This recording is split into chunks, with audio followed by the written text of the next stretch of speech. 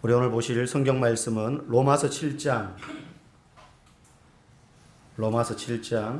15절에서 25절 말씀입니다.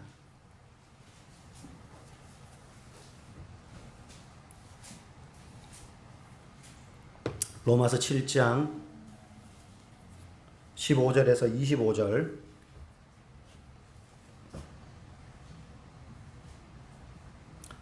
다 찾으신 줄 알고 교독하시고 25절은 같이 읽겠습니다. 제가 먼저 15절 읽도록 하겠습니다. 내가 행하는 것을 내가 알지 못하노니 곧 내가 원하는 것을 행하지 아니하고 도리어 미워하는 것을 행함이라.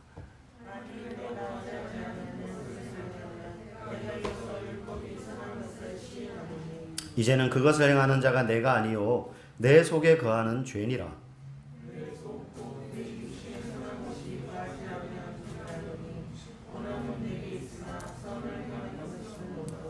내가 원하는 바 선을 행하지 아니하고 도리어 원하지 아니하는 바 악을 행하는도다.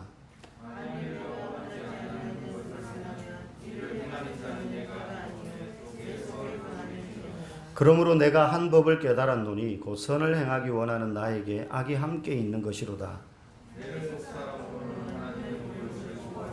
내 지체 속에서 한 다른 법이 내 마음의 법과 싸워 내 지체 속에 있는 죄의 법으로 나를 사로잡는 것을 보는도다.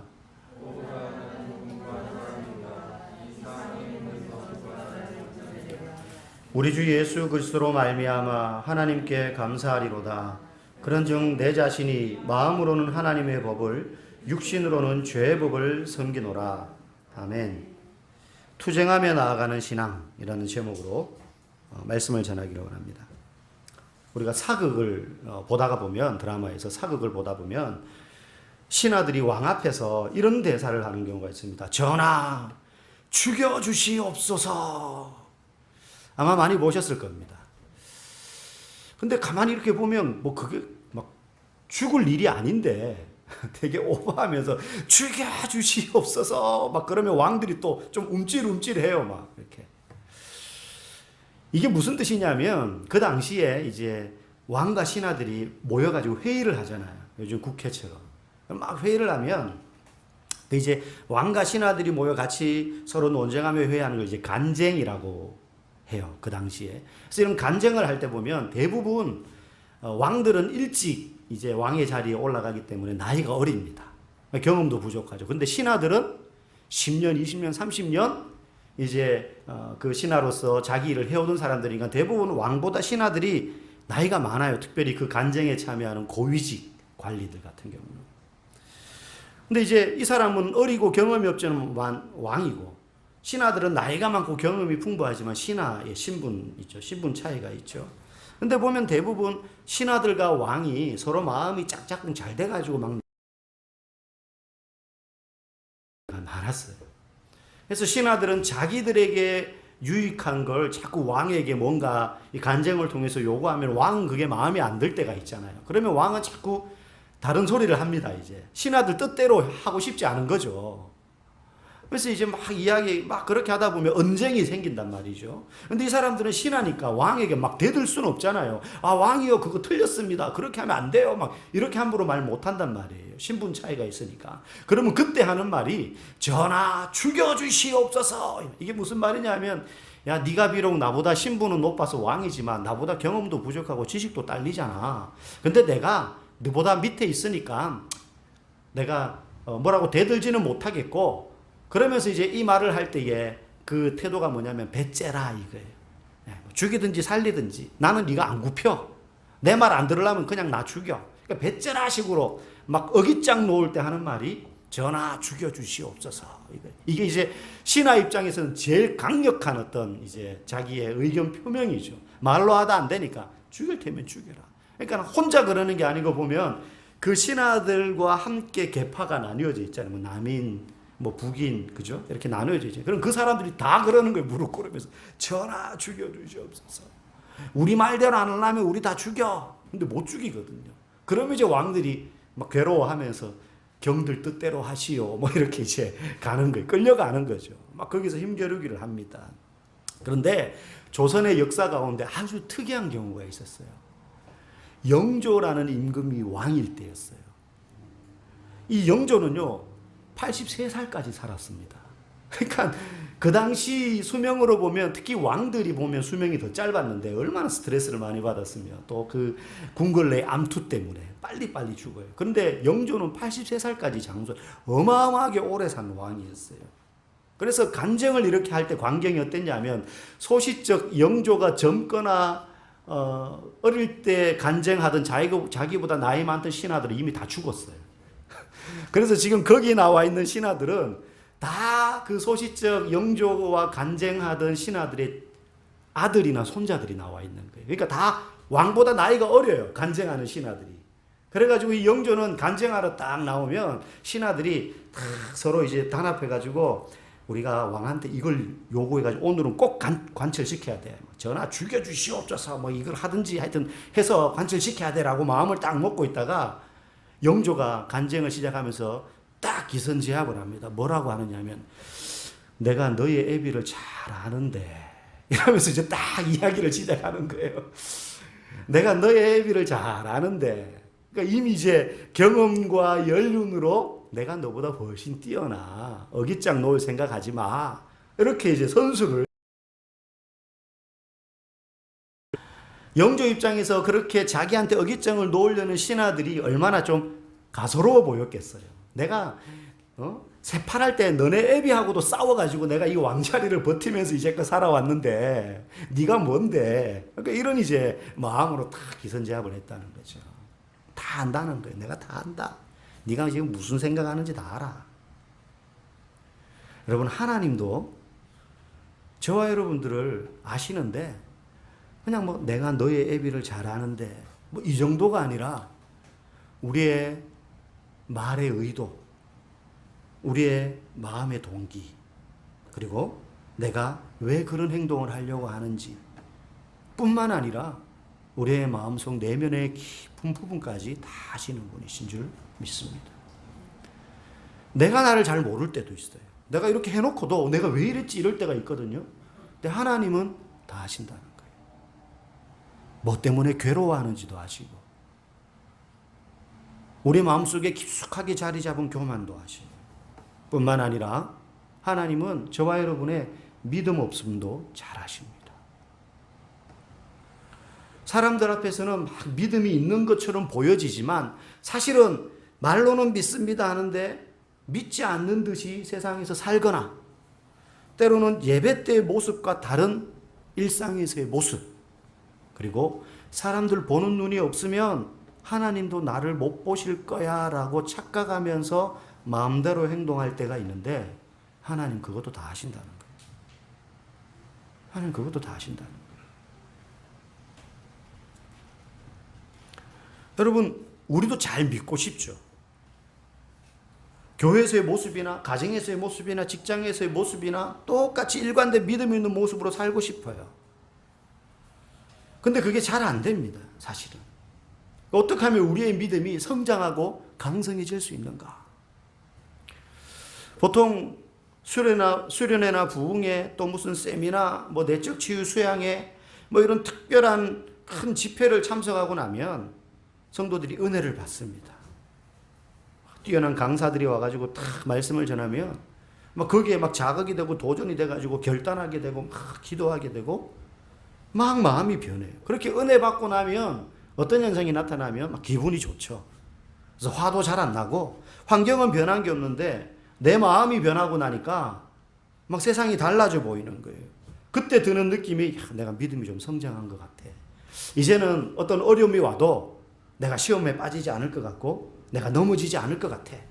그러면서 막 그 이후에 막 갑자기 성경도 막 열심히 보고 큐티도 막 하고, 자기 전에 막, 전에는 그냥 널브러져서 그냥 자기 바빴는데 무릎 꿇고 침대 맡아서 막 기도하고 막 그럽니다. 믿음이 뭔가 성장한 것 같아요. 그런데 그게 며칠 못 간다는 거죠.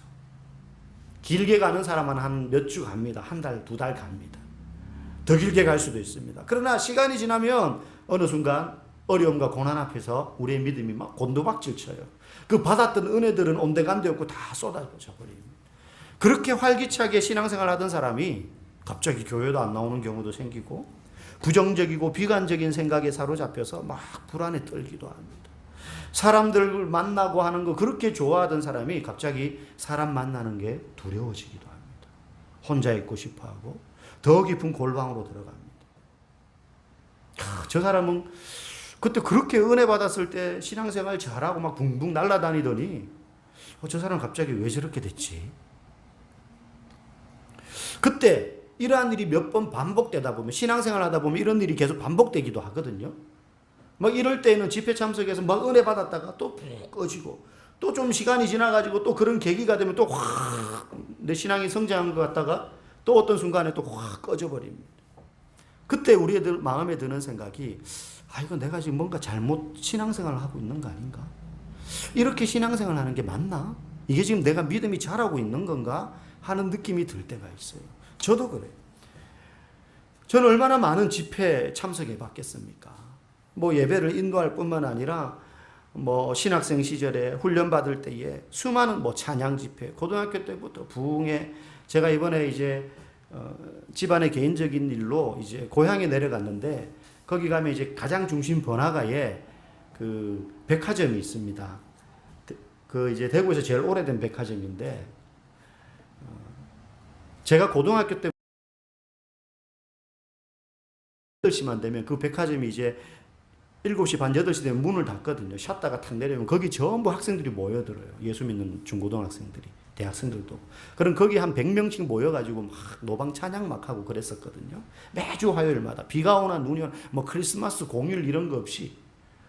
그래서 이제 그 볼일 보기 위해서 가야 되는 목적지가 바로 그 앞을 지나가는 곳이었어요. 근데 가다가 보니까 현수막이 걸려 있는데 그 백화점이 영업을 이제 종료한다는 거예요. 이제 문을 닫는다는 겁니다. 문을 닫는다고 현수막이 걸려 있다. 그래서 그때 생각이 나면서 그때 정말 뜨겁게 막 찬양하고 있으면 막 술 취한 분들이 번화가니까 유흥 지역이니까 지나가다가 막 그냥 술병 던지는 사람도 있고 욕하고 지나가는 사람도 있고 그냥 비아냥거린다고 옆에 서가지고 막 그냥 자기 뺨 이래 때면서 목탁 소리 내는 사람도 있고 불경 외우는 사람도 있고 막 그랬었거든요. 막 그때 이제 그랬어요. 막 집회 참석하고 찬양 집회, 부흥회, 사경회, 수련회 그때마다 은혜를 받았어요. 저도. 근데 그게 고스란히 담겨진 채로 막 내 믿음이 그만큼 은혜 받을 때마다 그 위에 쌓이고 쌓여가지고 믿음이 자라든가 그렇지 않더라는 거예요. 저조차도 얼마 못 가요. 얼마 못 가요. 그 기억은 남아있죠. 제가 고등학교 졸업하고 대학을 바로 가지 않, 저는 신학교를 바로 안 갔습니다. 고등학교 졸업하고 선교 훈련은 이제 서울에 있어가지고 거기 가서 내가 좀 훈련 받아야겠다 해서 갔는데 가자마자 이제 입학하고 개강 수련회를 3박 4일 동안 하더라고요. 그때까지 저는 굉장히 보수적인 예배 시간에 박수도 치면 안 되는 그런 아주 전통적인 보수적인 그런 교회에서 어릴 때부터 신앙생활을 계속 해왔어요. 근데 거기는 그런 곳이 아니었어요. 전국 팔도에서 뜨거운 신앙의 열정을 가진 저 같은 사람 청년들이 제 나이 또래 청년들이 모였는데 개강 수련회를 하는데 제 눈에는 전부 광신도처럼 보이는 거예요. 저도 열심히 신앙생활을 한 사람이 그 은혜를 받고 막 그랬는데 통성기도도 하고 막 방언도 받고 그랬는데 저는 비할 바가 없이 거기는 그냥 가만히 앉아가지고 예배를 드리는 사람이 없어요. 찬양하고 기도하는데 막 점프를 하고 앞구르기를 하고 뒷구르기를 하고 막 그냥 막 저한테는 막 그게 막 너무 놀라웠어요. 이건 너무 과한 거 아닌가라고 여겨질 정도로 그때 제 입장에서는. 근데 그때 막 저도 은혜를 받고 막 사람들 막 다 입에서는 방언하고 막 환상을 보고 어떤 사람은 막 병이 낫고 막 귀신이 떠나가고 막 그런 일들이 3박 4일 동안 막 일어났거든요. 그래서 훈련 그 수련회 하고 또 몇 주 동안 오리엔테이션 하고 훈련 받으면서 너무너무 행복한 거예요. 내가 이제까지 받았던 은혜는 비교할 바가 아니구나. 너무 막 은혜가 막 건들면 터질 정도로 막 불덩어리 같이 저뿐만 아니라 모든 학생들이 막 그랬어요. 학교 생활하는데 그 훈련원 생활하는데 삶은 고단하고 배고파요. 돈은 없고 먹을 게 없어요.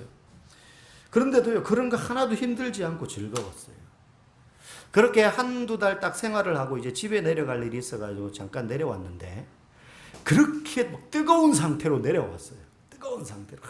이제 고향에 가면 이제 주일날 교회 가면은 내 친구들이 나를 보면 막 달라진 은혜 충만한 내 모습을 보지 않을까 막 이런 기대감도 가지고 이제 내려왔는데, 내려온 그날 저녁 아버지랑 대판 싸웠어요.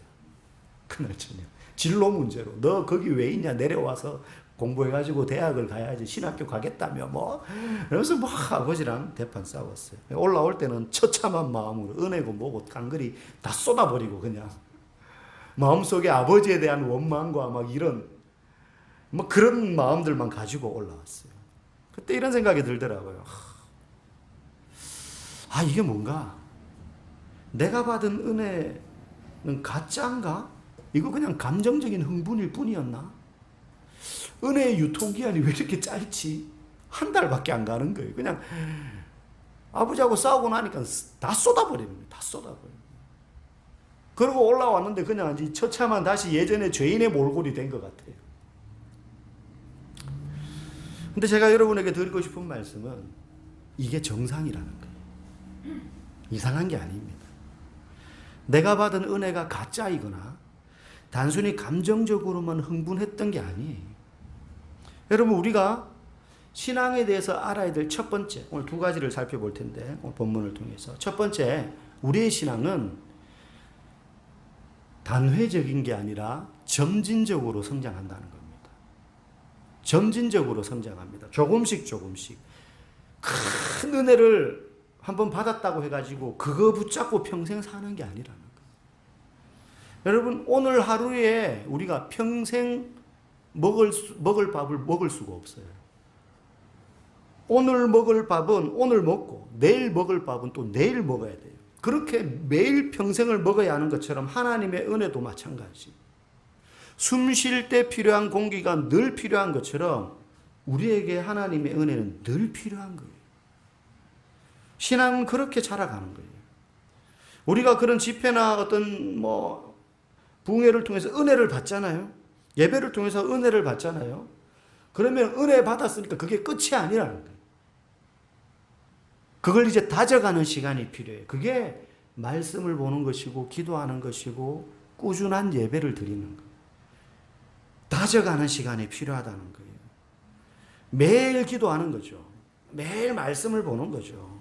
먹고 살려면 쉬지 않고 일해야 되는 것처럼 학생들이 끊임없이 꾸준히 공부해야 되는 것처럼 그 이상으로 매일 기도와 말씀이라는 양식을 꾸준히 먹어야지 그때 그 큰 받은 은혜 위에 조금씩 조금씩 다져가면서 신앙이 성장하는 겁니다. 아마 여러분들 가운데 내가 소시적에 그때 그렇게 막 순장하고 내가 청년대 리더하고 막 훈련이란 훈련 다 받고 교회에서 나 없으면 안 돌아갈 정도로 그냥 막 몸이 10개 부서져라 봉사하고 했었는데 라는 추억을 가지고 계신 분들이 있을 거예요.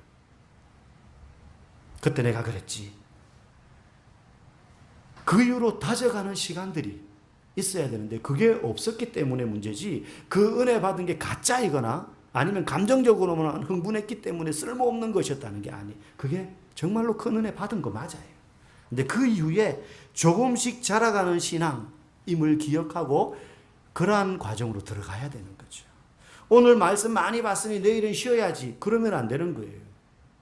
오늘 기도 빡시게 했으니까 한 며칠 조금 쉬어야지. 그건 옳지 않아요. 다이어트에 실패하는 사람들이 제일 많이 하는 말이 이번 주에 다이어트 잘했으니 내일은 좀 먹자. 그러면 일주일 다이어트 한 거 하루 만에 빵빵하게 다시 돌아가는 거예요. 요요 현상으로. 신앙은 점진적으로 자라간다. 이걸 우리가 기억해야 됩니다. 그래서 매일 먹는 말씀과 하는 기도가 정말 중요한 겁니다. 두 번째, 신앙은 오늘 본문의 제목처럼 투쟁하며 성장하는 겁니다. 투쟁하는 겁니다. 여러분, 올림픽을 앞둔 선수는요 4년 동안 매일 준비합니다. 우리 TV를 통해서 보면 그 선수들이 훈련하는 거 보면 정말 불쌍할 정도로 가혹하게 훈련해요. 막 옆에서 코치들이 감독들이 막 잡아 돌리는데 가혹할 정도로 훈련을 해요. 그 막 타고난 강골들이 막 다리가 풀려가지고 막 눈이 허옇게 뒤집혀가지고 쓰러질 정도로 훈련을 매일 돌려요. 매일 막. 그런데 그 선수들이 그렇게 가혹하게 훈련하면서 가장 견디기 힘들어하는 게 뭐냐? 훈련이 힘든 게 아니더라는 거예요. 쉬고 싶고 먹고 싶고 자고 싶은 유혹을 참는 거. 몸은 부서져라 막 그 과정을 견뎌내는데 시간이 지나면 지날수록 강해져 가지고 그걸 막 더 강도 높은 훈련을 막 헤쳐나가는데 마음속에 있는 자고 싶다. 저거 진짜 먹고 싶다. 좀 쉬고 싶다. 이 유혹은 내면에서 끊임없이 막 싸움의 대상인 거죠. 제가 올림픽을 1년 앞두고 있는 국가대표 리듬체조 선수가 이제 TV에서 인터뷰하는 걸 들은 적이 있어요. 리듬체조 선수. 그러니까 몸매 관리가 얼마나 중요하겠습니까? 그죠? 그래서 질문을 했어요. 식단 관리는 어떻게 하냐? 평소에 좋아하는 음식이 뭐냐? 이런 질문이 나온 거예요. 그래서 17살짜리 리듬체조 여자 선수가 자기가 콜라랑 치킨을 정말 좋아한다는 거예요. 콜라랑 치킨 정말 좋아하는데 그러면서 마지막으로 콜라를 먹은 게 1월 17일이에요. 날짜를 기억하는 거예요. 마지막 콜라 먹은 날짜를. 훈련소 들어오기 전에. 라면을 마지막으로 먹은 게 작년 자기 생일 때 마지막으로 먹었대. 옆에서 듣는 사람, 생일 때 라면 먹었대. 막 이러는 거죠. 근데 이 사람은 그 라면 먹은 게 너무 귀한 거죠. 이 선수한테는. 라면 먹은 지 8개월이 지났다는 거예요. 8개월이. 그리고 피자를 마지막으로 먹은 게 언제고 짜장면을 마지막으로 먹은 게 언제인지 수첩에 날짜를 다 적어놨어요. 그러면서 올림픽 끝나고 나면 이거 꼭 먹을 거라고. 매일 이게 생각이 난대요. 매일. 훈련도 힘들지만 좀 더 편하고 싶고 하고 싶은 거 하고 싶고 먹고 싶은 거 그거 참으면서 내면의 욕망과 싸우며 투쟁하는 게 그런 선수들한테도 너무너무 힘든 일이라는 거죠. 신앙도 마찬가지입니다. 오늘 바울도 그렇게 고백을 해요. 오늘 우리가 읽은 15절에서 25절의 내용은 바울 사도가 자기 자신에 대해서 고백하는 거예요. 자기 자신의 내면, 신앙에 대해서. 한마디로 이런 겁니다. 내가 지금 비록 사도이지만 지금도 나도 내면에서 두 가지 법이 싸우고 있다. 하나는 하나님의 법, 하나는 육신의 법. 육신의 법은 막 죄를 짓고 싶은 거예요. 막. 내가 하고 싶은 대로 하고 싶고 내가 살고 싶은 대로 막 살고 싶은 욕망이 내 안에 아직도 있다는 거예요. 사도인데도. 근데 한쪽에는 알아요. 하나님의 법이 그렇게 살면 안 돼. 하나님이 기뻐하는 삶을 살아야지. 하나님이 기뻐하는 삶은 이 죄의 법대로 사는 삶보다 별로 재미는 없어요. 말씀 보고 기도하고 이게 내게 너무 유익하고 꼭 해야 된다는 건 알지만 별로 재미는 없어요. 선수들이 막 훈련하고 막 참고 견디고 하는 게 재미없잖아요. 근데 진짜 재미있고 하고 싶은 거는 여기 따로 있어요. 막 콜라 마시고 라면 삶아 먹고 막 치킨 피자 시켜 먹고 자고 싶고 늦잠. 바울이 내 안에서 지금도 이 두 법이 치열하게 싸우고 있다. 그러면서 23절에 이렇게 고백해요. 내 지체 속에서 한 다른 법이 내 마음의 법과 싸워 내 지체 속에 있는 죄의 법으로 나를 사로잡는 것을 보는도다. 오호라 나는 곤고한 사람이로다. 누가 나를 이 사망의 몸에서 건져내겠나. 너무너무 괴롭다는 거예요. 사도가 됐는데도 자기 안에서 욕망이 끊이지 않습니다. 타협하고 싶은 욕망, 물질과 명예에 대한 욕망, 쉬고 싶은 욕망, 이제 그만하고 싶은 욕망, 이런 게 하나님이 원하는 게 아닌 줄 아는데도 마음속에서 자기 의지와 상관없이 계속해서 솟아나는 이 욕망이 생물처럼 자기를 힘들게 하더라는 거예요. 여러분, 개 키우는 분들 우리 가운데 혹시 계시는지 모르겠어요. 개들이 이제 훈련시킬 때 먹을 거 앞에 두고 그냥 바로 그냥 달려와서 막 먹게 안 하고 기다려 막 이러잖아요. 기다려 그래서 딱 놓고 막 하고 이제 조금 더 훈련이 되면 이제 다 붓고 이제 먹을 준비가 됐는데도 기다려 하다가 먹어 그러면 이제 먹도록 하는 이제 그런 훈련을 하잖아요. 그럼 이제 TV에 이제 뭐 그런 이제 새나게 세상에 나쁜 개는 없다 뭐 이런 거 가끔 보면 훈련 가정집에서 키우는 개들도 훈련이 참 잘 돼가지고 그렇게 하더라고요. 그런데 저는 그때 개의 눈을 자세히 봐요. 얼마나 그 개 먹고 싶은데 얘가 사람의 말귀 기다려라는 말귀를 알아들어가지고 참는 건 분명히 아닐 텐데 반복 훈련을 통해서 지금 먹으면 그 주인의 손짓이나 이런 걸 보고 이제 기다리는 거잖아요. 근데 개 입에서는 침이 뚝뚝 떨어지고 있어요 지금. 눈은 막 그 먹이에 꽂혀가지고 너무너무 처량한 거예요. 먹이 봤다가 주인 얼굴 한번 봤다가 먹이 봤다가 주인 얼굴 한번 봤다가 그 주인이 한참 있다가 기다려 하다가 먹어. 그러면 이제 걔가 막 미치듯이 허겁지겁 1분도 안 돼가지고 다 먹어치워요. 우리도 그래요. 우리의 욕망대로 하고 싶은 게 많아요. 우리의 마음속에서 한쪽에서는 바르게 예수 믿고 싶은데 그게 잘 안 되는 거죠. 재밌고 즐겁기보다는 인내하고 절제하고 기다리고 양보하고 이게 차곡차곡 우리의 믿음이 자라가는 과정인데 이게 괴로운 거거든요. 조금 더 참아 하는데 그게 너무너무 괴로운 거예요. 내 욕망은 내가 하고 싶은 대로 살고 싶은데 그게 그러면 안 된다는 걸 아니까 우리도 바울처럼 지금도 내 내면에서 두 법이 싸우고 있는 겁니다. 그런데요, 그게 정상이라는 거예요. 바울이 이상한 것도 아니고요. 우리가 이상한 게 아니에요. 우리가 은혜 많이 받았다가 확 쏟아내는 그 과정들이 반복되는 것도 이상한 게 아니에요. 바울도 그런데. 신앙은 끊임없이 내 욕망과 하나님의 뜻 사이에서 투쟁하는 과정이에요. 때로는 내 욕망이 이깁니다. 그래서 막 죄 짓는 대로 갑니다. 근데 때로는 또 하나님의 뜻이 이겨서 순종하는 자리로 갑니다. 믿음 없는 사람이어서가 아니라 이게 정상적인 과정이에요.